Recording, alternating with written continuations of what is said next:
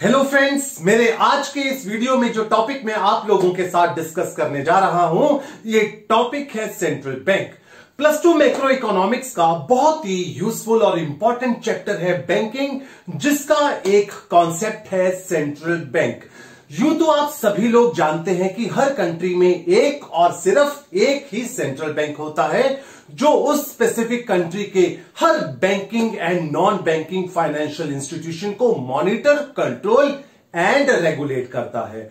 इस बैंकिंग और non banking financial institution की कोई भी ऐसी एक्टिविटी नहीं हो सकती जो इस सेंट्रल बैंक की गाइडलाइन के अगेंस्ट होती हो। दोस्तों, इससे पहले कि हम आगे बढ़ें, जान लेना जरूरी है कि आखिरकार ये सेंट्रल बैंक है क्या।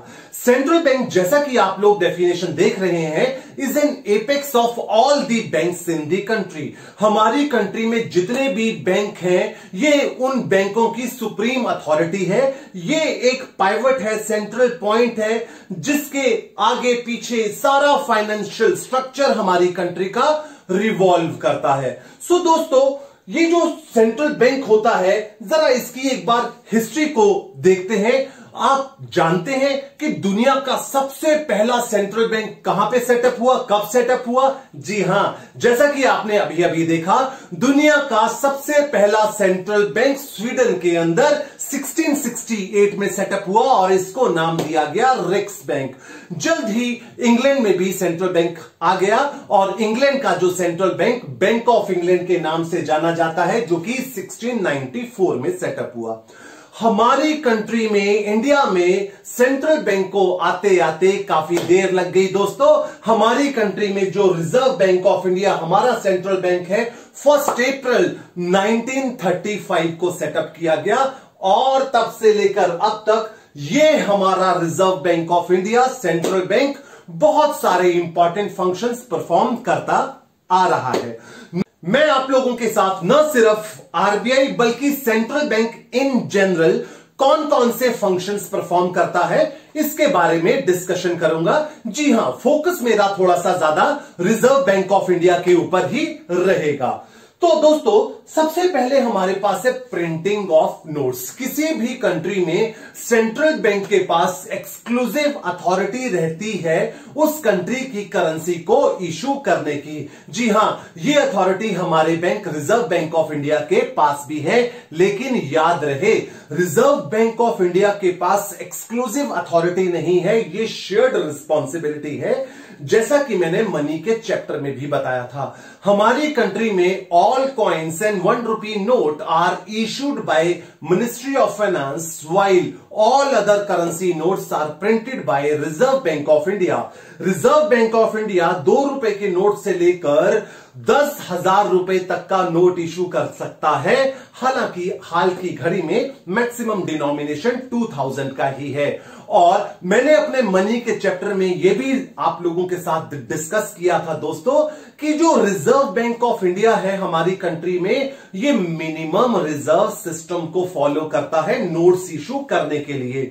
ये मिनिमम रिजर्व सिस्टम क्या है? इस सिस्टम के चलते तहत आरबीआई के पास कम से कम 200 करोड़ के रिजर्व्स होने चाहिए नोट्स इशू करने के लिए, जिसमें से 115 करोड़ का गोल्ड और 85 करोड़ की फॉरेन करेंसी का होना जरूरी है, तभी नोट्स इशू किए जा सकते हैं। देन दोस्तों, उसके बाद हमारे पास फंक्शंस है bankers bank. Central bank performs all the functions which commercial banks perform for general public. What does it mean? It means central bank accepts deposits from commercial banks. In case commercial banks have surplus fund, commercial banks can deposit their currency, their surplus funds in central bank, and central bank will pay interest to commercial banks. And dear friends, and when commercial banks want loan, these commercial banks can take loan from central bank, and mind it, when these commercial banks will take loan from central bank will charge interest from these commercial banks. मैं अपनी बात को repeat कर रहा हूं यहां पे कि बैंकर्स बैंक के तौर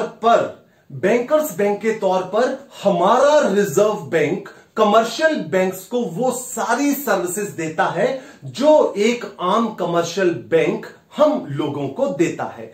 कमर्शियल बैंक्स को जब भी लोन की जरूरत होती है, ये कमर्शियल बैंक सेंट्रल बैंक से लोन ले सकते हैं और इसके बदले में कमर्शियल बैंक्स को इंटरेस्ट पे करना होगा। और अगर कहीं कमर्शियल बैंक्स के पास सरप्लस फंड्स होते हैं तो कमर्शियल बैंक्स इस सरप्लस फंड को सेंट्रल बैंक में डिपॉजिट करवा सकते हैं और इस बदले में सेंट्रल बैंक कमर्शियल बैंक्स को इंटरेस्ट भी पे करेगा। देन दोस्तों, इसके बाद है government's bank and financial adviser. ये जो सेंट्रल बैंक है ना सिर्फ बैंकों का बैंक है, ये बल्कि गवर्नमेंट का भी बैंक है। मतलब क्या है इसका मतलब बड़ा सिंपल सा, बड़ा साफ सा है कि गवर्नमेंट ऑफ इंडिया को अगर लोन की जरूरत है तो government of India, central government and even state government, किसी भी स्टेट गवर्नमेंट या सेंट्रल गवर्नमेंट को लोन की जरूरत है तो वो loan reserve bank of India से सेंट्रल बैंक से डिमांड कर सकते हैं। इसके बदले में इस गवर्नमेंट को इंटरेस्ट पे करना होगा सेंट्रल बैंक को। सिर्फ इतना ही नहीं, अगर गवर्नमेंट के पास कुछ फंड सरप्लस में है, ये सरप्लस फंड्स डिपॉजिट करवा सकते हैं सेंट्रल बैंक में। ऐसे में सेंट्रल बैंक गवर्नमेंट को इंटरेस्ट पे करता है। सिर्फ इतना ही नहीं, ये सेंट्रल बैंक एक एडवाइजरी बॉडी के तौर पर भी काम करता है। गवर्नमेंट को कभी भी इकोनॉमिक कंडीशन से रिलेटेड कुछ हेल्प, यूजफुल एडवाइस चाहिए, इकोनॉमी में इन्फ्लेशन, डिफ्लेशन, अनएम्प्लॉयमेंट, पॉवर्टी जैसी सिचुएशंस पैदा हो चुकी हैं, इस प्रॉब्लम से किस तरीके से उभरना है, सेंट्रल बैंक गवर्नमेंट को यूजफुल एडवाइस देता है दोस्तों। देन इसके बाद हमारे पास है कस्टोडियन ऑफ फॉरेन एक्सचेंज। हमारी कंट्री में, किसी भी कंट्री में रादर, फॉरेन करेंसी का पूरा लेखा जोखा सेंट्रल बैंक के पास रहता है, जिसे ऑफिशियल रिजर्व भी बोला जाता है दोस्तों।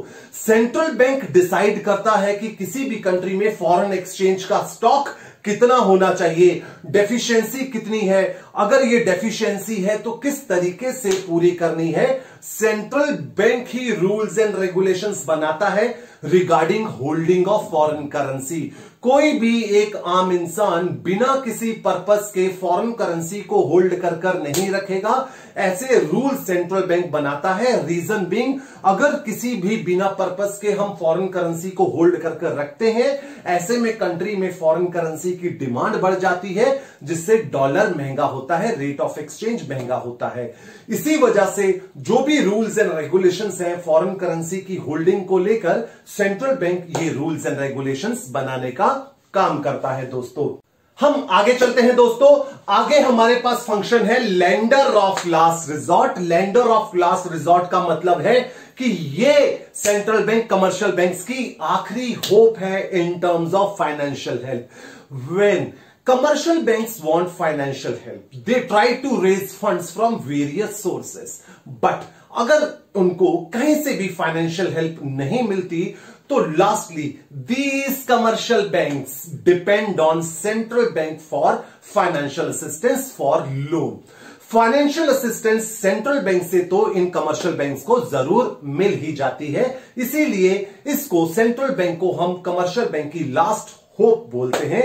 फाइनेंशियल असिस्टेंस के मामले में ये जो सेंट्रल बैंक है कमर्शियल बैंक्स की आखिरी होप होता है दोस्तों।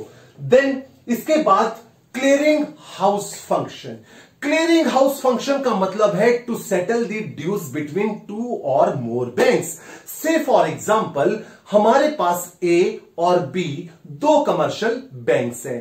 ए बैंक ने बी बैंक से 1 करोड़ का लोन लिया है, तो अब ए बैंक ने बी बैंक को पैसा रिटर्न करना है। तो ऐसे में ए बैंक या बी बैंक दोनों में से कोई भी बैंक सेंट्रल बैंक को अपील कर सकता है कि ड्यूज सेटल कर दिए जाए। सेंट्रल बैंक क्योंकि बैंकर्स बैंक होता है, इसके पास दोनों बैंक के अकाउंट हैं।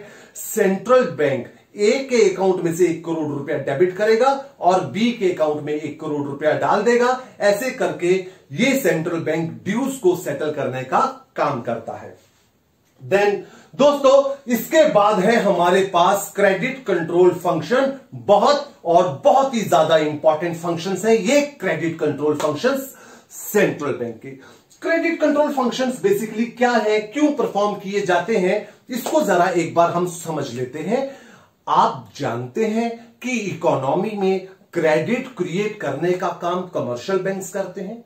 कमर्शियल बैंक्स लोन जनरेट करते हैं और कमर्शियल बैंक के ये लोन जनरेट करने से इकोनॉमी में प्रॉब्लम भी आ सकती है अगर ये लोन एक्सेस में हो या फिर डेफिशिएंसी में हो। अगर जरूरत से ज्यादा लोन जनरेट किए जा रहे हैं तो इकोनॉमी में इन्फ्लेशन, एक्सेस डिमांड जैसी प्रॉब्लम पैदा हो जाती है, और अगर ये लोन बहुत ही कम प्रोवाइड किए जा रहे हैं, इकोनॉमी में डेफिसिट डिमांड और डिफ्लेशन की सिचुएशन पैदा हो जाती है। किस तरीके से जरा समझिएगा। अगर लोन बहुत जरूरत से ज्यादा जा रहे हैं, इकोनॉमी में कैश अवेलेबिलिटी बढ़ जाती है, लोगों की डिमांड बढ़ती है और इन्फ्लेशन आती है। ऐसे में सेंट्रल बैंक ऐसा माहौल क्रिएट करता है कि ये जो बहुत ज्यादा लोन जनरेट किए जा रहे हैं, इन लोन्स को कम कर दिया जाता है।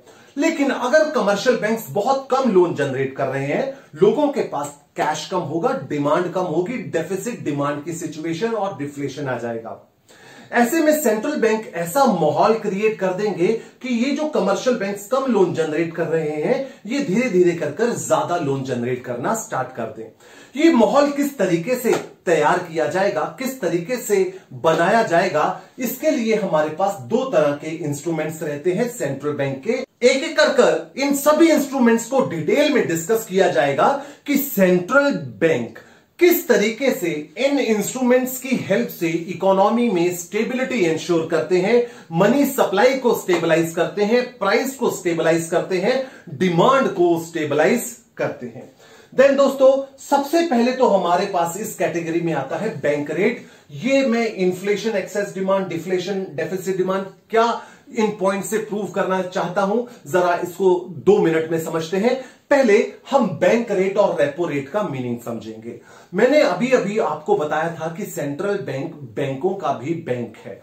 क्या होता है कि जब भी किसी कमर्शियल बैंक को लोन की जरूरत पड़ती है तो ये कमर्शियल बैंक सेंट्रल बैंक से लोन लेता है।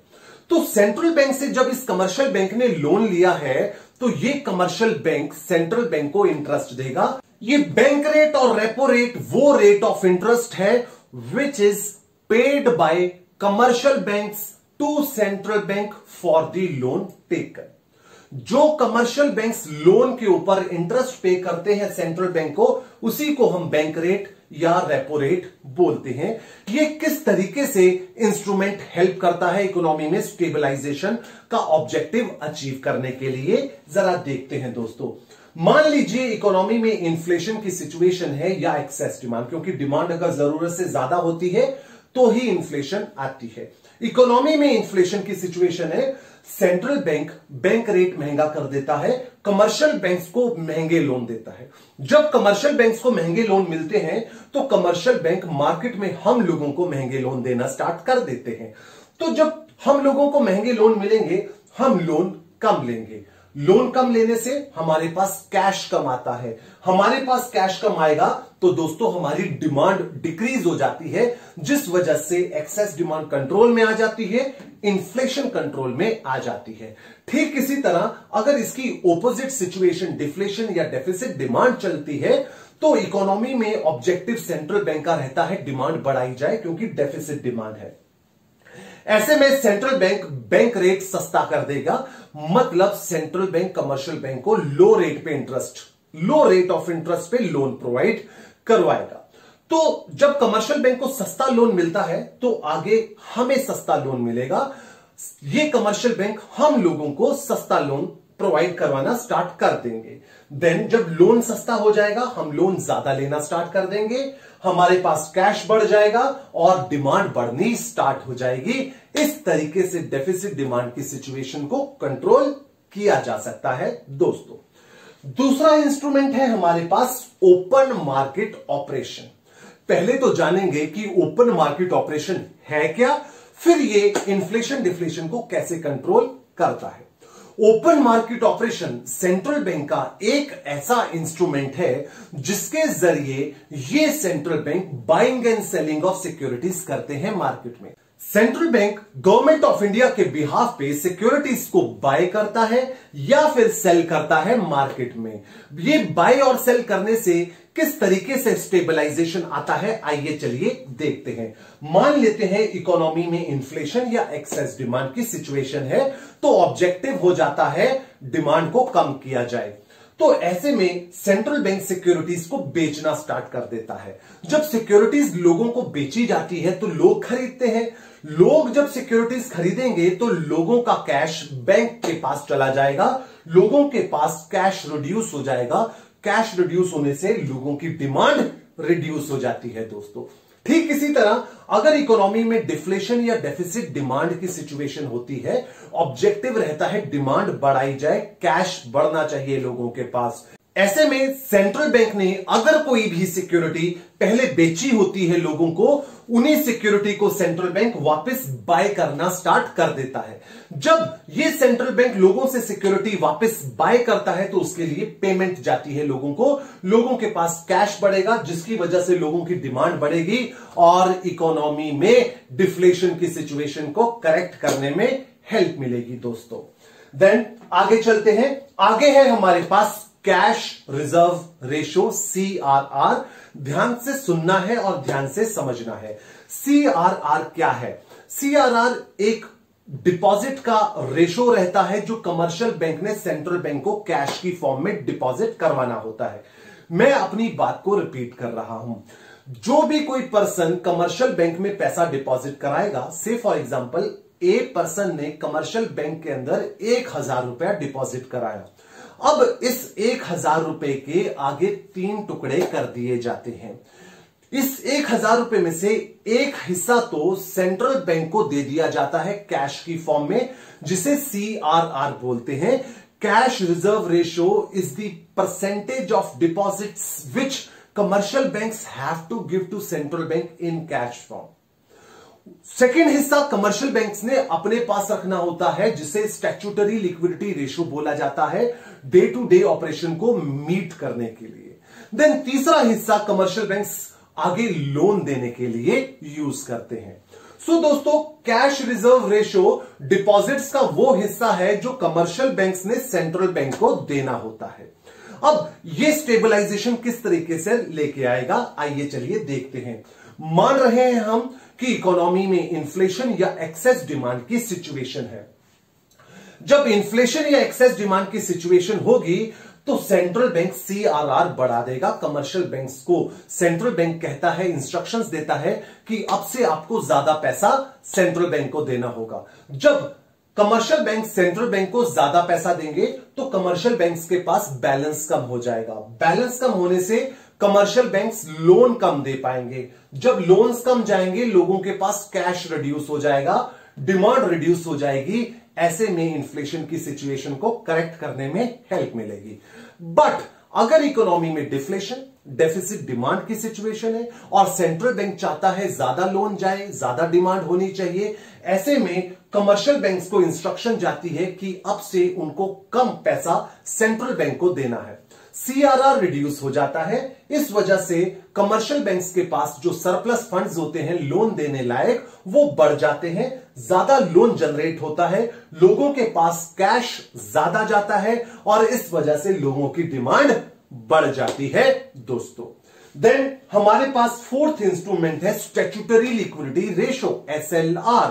ये लीगल रिजर्व रेशो का सेकंड कंपोनेंट है। लीगल रिजर्व रेशो के 2 कंपोनेंट होते हैं, एक CRR, एक SLR। होता क्या है, अभी अभी मैंने आपको बताया कि जो भी डिपॉजिट्स कमर्शियल बैंक के पास आएंगे उसके 3 हिस्से हो जाएंगे। एक हिस्सा तो कमर्शियल बैंक्स ने सेंट्रल बैंक को देना है CRR की फॉर्म में, जो अभी अभी डिस्कस किया। एक हिस्सा कमर्शियल बैंक्स ने अपने पास मेंटेन रखना है, either in the form of cash और in the form of gold और in the form of government securities.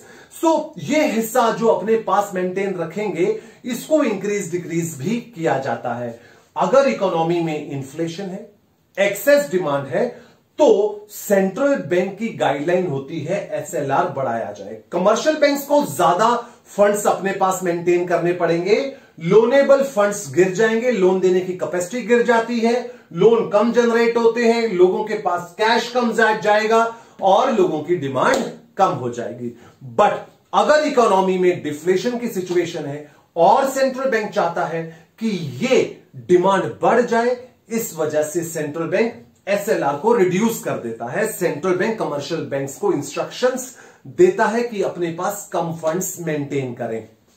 ऐसे में लोनेबल फंड्स बढ़ जाएंगे, लोन देने की कैपेसिटी बढ़ती है तो लोन्स बढ़ते हैं, लोगों के पास कैश बढ़ेगा और डिमांड बढ़ जाएगी दोस्तों। देन इसी कैटेगरी में हमारे पास फिफ्थ और थर्ड इंस्ट्रूमेंट है रिवर्स रेपो रेट, RRR। क्या है ये RRR? ध्यान से सुनिएगा। ये रेट ऑफ इंटरेस्ट है जो कमर्शियल बैंक्स अर्न करते हैं सेंट्रल बैंक से। यानी कि आपको मैंने बताया था रेपो रेट, रेपो रेट के अंदर मैंने बताया था कि ये इंटरेस्ट कमर्शियल बैंक पे करते हैं सेंट्रल बैंक को, बट ये RRR ये वो इंटरेस्ट है जो सेंट्रल बैंक पे करेगा कमर्शियल बैंक्स को। क्यों पे कर रहा है सेंट्रल बैंक कमर्शियल बैंक्स को? क्योंकि कमर्शियल बैंक्स ने कुछ सरप्लस फंड्स डिपॉजिट करे हैं सेंट्रल बैंक में। जिस तरह से मैं बैंक में पैसा डिपॉजिट कराता हूं तो बैंक मुझे इंटरेस्ट देता है, ठीक इसी तरह कमर्शियल बैंक जब सेंट्रल बैंक में डिपॉजिट रखेगा तो सेंट्रल बैंक कमर्शियल बैंक को इंटरेस्ट प्रोवाइड करेगा और इसी इंटरेस्ट को रिवर्स रेपो रेट बोलते हैं।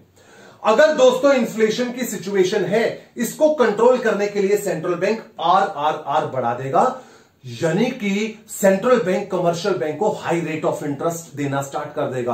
अब इस हाई रेट ऑफ इंटरेस्ट को कमाने के चक्कर में ये कमर्शियल बैंक ज्यादा पैसा सेंट्रल बैंक में रखेंगे, इनके पास लोनेबल फंड्स कम हो जाएंगे क्योंकि ज्यादा पैसा तो डिपॉजिट करवा दिया। लोनेबल फंड्स कम होंगे तो लोन कम जाएंगे, लोगों के पास कैश कम होगा तो लोगों की डिमांड भी कम हो जाएगी। बट अगर इकोनॉमी में डिफ्लेशन, डेफिसिट डिमांड की सिचुएशन है तो सेंट्रल बैंक कमर्शियल बैंक्स को बहुत ही कम रेट ऑफ इंटरेस्ट देगा। सेंट्रल बैंक की ये स्ट्रेटेजी कमर्शियल बैंक को डिस्करेज करती है कि वो अपने फंड सेंट्रल बैंक में रखें। ये कमर्शियल बैंक सेंट्रल बैंक में ज्यादा फंड्स नहीं रखते क्योंकि इंटरेस्ट तो इतना मिल नहीं रहा, जिस वजह से इनके पास लोनेबल फंड्स बढ़ जाते हैं, लोन देने की कैपेसिटी बढ़ जाती है, ये ज्यादा लोन देना स्टार्ट कर देते हैं और इस वजह से लोगों के पास कैश बढ़ता है और उनकी डिमांड बढ़नी स्टार्ट हो जाती है दोस्तों। सो ये मैंने 5 आपको इंस्ट्रूमेंट करवाए हैं क्वांटिटेटिव कैटेगरी में, जिसमें मैंने डिस्कशन करी bank rate, open market operation, CRR, SLR and reverse repo rate. आगे चलते हैं, आगे हमारे पास है क्वालिटेटिव इंस्ट्रूमेंट। क्वालिटेटिव इंस्ट्रूमेंट्स के अंदर हमने 6 स्ट्रेटेजीज पढ़नी है। सबसे पहले तो है हमारे पास मार्जिनल रिक्वायरमेंट ऑफ लोन। आप पहले मार्जिनल रिक्वायरमेंट ऑफ लोन का मीनिंग समझेंगे। क्या होता है कि जब भी मुझे लोन लेना होता है बैंक से, मुझे कोई एसेट मॉर्टगेज करना पड़ता है, गिरवी रखना पड़ता है। से फॉर एग्जांपल गोल्ड लोन, जब मैं लोन लेता हूं तो मुझे गोल्ड गिरवी रखना पड़ता है। अगर मैं 1 लाख की वैल्यू का गोल्ड रखूंगा तो मुझे 1 लाख से कम का ही लोन मिलेगा, उससे ज्यादा का नहीं मिलता। सो मार्जिनल रिक्वायरमेंट कहता है कि जो लोन मुझे लेना है बैंक से और जो एसेट मैं बैंक को गिरवी रख रहा हूं, उन दोनों के बीच की वैल्यू क्या है। फॉर एग्जांपल मुझे 1 लाख का लोन लेना है और मुझे उसके लिए 1 लाख से ज्यादा का गोल्ड रखना पड़ेगा। से फॉर एग्जांपल 1.5 लाख का गोल्ड रखना पड़ेगा। 1.5 लाख का गोल्ड रखा, 1 लाख का लोन मिला और जो डिफरेंस है बीच में 50,000, यही है मार्जिनल रिक्वायरमेंट। ये डिफरेंस जितना ज्यादा होगा इंसान उतना ही डिस्करेज हो जाएगा लोन लेने के लिए। जितना डिफरेंस कम होगा उतनी ही आसानी से लोन लिया जा पाएगा, ज्यादा अमाउंट का लोन लिया जा पाएगा। अब आप देखिए दोस्तों, इन्फ्लेशन का माहौल है, एक्सेस डिमांड की सिचुएशन है, सेंट्रल बैंक चाहता है लोगों को डिस्करेज करे, लोन लोग ज्यादा ना लें। ऐसे में मार्जिनल रिक्वायरमेंट को इंक्रीज कर दिया जाएगा, यानी कि ज्यादा गोल्ड रखो और बहुत थोड़े अमाउंट का लोन मिलेगा। लोग जब डिस्करेज होंगे लोन कम लेंगे, लोन कम लेंगे, कैश कम होगा लोगों के पास, कैश कम होने से लोगों की डिमांड रिड्यूस हो जाएगी। बट अगर डिफ्लेशन की सिचुएशन है, इसी मार्जिनल रिक्वायरमेंट को रिड्यूस कर दिया जाएगा। आप 1.5 लाख का अगर गोल्ड रख रहे हैं तो तकरीबन 1.5 लाख के करीब का ही 1.30 1.40 के आसपास का आपको लोन सैंक्शन कर दिया जाएगा। इससे लोग एनकरेज होंगे, ज्यादा लोन ले पाएंगे, कैश अवेलेबिलिटी बढ़ेगी और इकोनॉमी में डिमांड बढ़ जाएगी दोस्तों। सेकेंड इंस्ट्रूमेंट है हमारे पास rationing of credit. Rationing of credit का मतलब है कोटा फिक्स करना है लोन का। एक लिमिट से ज्यादा आपको लोन नहीं देना, बट ये लिमिट ज्यादा होगी या कम ये डिपेंड करेगा कंट्री की इकोनॉमिक कंडीशन पे। अगर तो इन्फ्लेशन या फिर एक्सेस डिमांड है तो ये कोटा रिड्यूस कर दिया जाएगा, जिसकी वजह से लोगों के पास लोन कम जाएंगे, कैश कम होगा, डिमांड कम होगी। बट अगर इकोनॉमी के अंदर डेफिसिट डिमांड या डिफ्लेशन की सिचुएशन है, ऐसे में लोगों को एनकरेज करना है, लोगों के पास कैश पहुंचाना है, तो कोटा इंक्रीज कर दिया जाएगा। कैश बढ़ने से डिमांड बढ़ जाती है दोस्तों। आगे है हमारे पास regulation of consumer credit. Regulation of consumer credit का मतलब जब भी हम बैंक से लोन लेते हैं तो बहुत सारी फॉर्मेलिटीज हमें फुलफिल करनी पड़ती हैं। इनकम प्रूफ लाओ, एड्रेस प्रूफ लाओ, कोई गवर्नमेंट इंप्लॉय लाओ जो हमारी गारंटी देगा, फिजिकल वेरिफिकेशन, और फिर उसके बाद प्रोसेसिंग टाइम 10 दिन के बाद सैंक्शन होगा, हफ्ते के बाद, महीने के बाद सैंक्शन होगा। यानी कि फॉर्मेलिटीज की जो है बहुत लंबी लिस्ट बन जाती है। अब इन्फ्लेशन का टाइम है, एक्सेस डिमांड है, लोन डिस्करेज करना है, तो ये नंबर ऑफ फॉर्मेलिटीज बढ़ा दी जाती हैं, कॉम्प्लिकेटेड कर दी जाती हैं ये फॉर्मेलिटीज, ताकि आम इंसान के लिए लोन लेना टफ हो जाए, जिससे कैश कम जाए। लोगों के पास कैश नहीं होगा तो डिमांड कम होगी और इकोनॉमी में एक्सेस डिमांड और इन्फ्लेशन की सिचुएशन करेक्ट हो जाएगी। बट अगर इकोनॉमी में डिफ्लेशन या डेफिसिट डिमांड की सिचुएशन है, सेंट्रल बैंक का ऑब्जेक्टिव है ज्यादा कैश होना चाहिए लोगों के पास, ऐसे में यही सारी फॉर्मेलिटीज सिंप्लीफाइड कर दी जाती हैं दोस्तों। आगे चलेंगे। आगे है पब्लिसिटी। पब्लिसिटी एक ऐसा मेजर है जिसके जरिए सेंट्रल बैंक लोगों में अवेयरनेस क्रिएट करवाने की कोशिश करता है, रिटन मटेरियल के जरिए, कुछ एडवर्टीजमेंट्स के जरिए, कि लोग कॉन्स्पिक्यूअस कंजम्पशन के ऊपर ध्यान ना दें, ज्यादा से ज्यादा सेविंग करें, ताकि इकोनॉमी में इन्फ्लेशन की सिचुएशन को कंट्रोल किया जा सके। देन इसके बाद है हमारे पास मॉरल सुएशन, जिसे मॉरल परसुएशन भी बोलते हैं। ये एक ऐसा मेजर है जिसके जरिए सेंट्रल बैंक सभी कमर्शियल बैंक्स को अपील करता है कि जो भी गाइडलाइंस, जो भी पॉलिसीज सेंट्रल बैंक ने इशू करी हैं, कमर्शियल बैंक्स इन सभी पॉलिसीज को फॉलो करें, क्योंकि इन सभी पॉलिसीज का फायदा तभी होगा अगर कमर्शियल बैंक्स इन पॉलिसीज को इंप्लीमेंट करेंगे। तो इस इंस्ट्रूमेंट के जरिए सिर्फ और सिर्फ कमर्शियल बैंक्स को सेंट्रल बैंक समझाता है कि जो भी मैं सीआरआर, एसएलआर, आरआरआर के बारे में आपको बता रहा हूं, जो भी मैं गाइडलाइंस इशू कर रहा हूं, तो आप उन गाइडलाइंस को फॉलो करें। बट दोस्तों, अगर इनमें से कोई भी गाइडलाइन कमर्शियल बैंक फॉलो नहीं करता तो सेंट्रल बैंक उस कमर्शियल बैंक के अगेंस्ट एक्शन लेता है, और ये एक्शन जो हो सकता है कई फॉर्म में, जैसे कि कमर्शियल बैंक को लोन देने से मनाही की जा सकती है, central bank will simply refuse to give loan, plus ये जो सेंट्रल बैंक है कमर्शियल बैंक के ऊपर फाइनेंशियल पेनल्टी लगा सकते हैं, और सबसे बड़ा जो स्टेप है, सबसे बड़ा एक्शन जो सेंट्रल बैंक ले सकता है, कमर्शियल बैंक का लाइसेंस ही कैंसिल कर दिया जाए अगर बार बार ये जो गाइडलाइंस हैं इसको नजरअंदाज किया जा रहा है। सो दोस्तों, that was all about functions of central bank, जहां पे मैंने सेंट्रल बैंक के basic functions and credit control functions आप लोगों के साथ डिटेल में डिस्कस करें। आई होप ये कॉन्सेप्ट्स आपको समझ आए होंगे। Thank you for watching this video.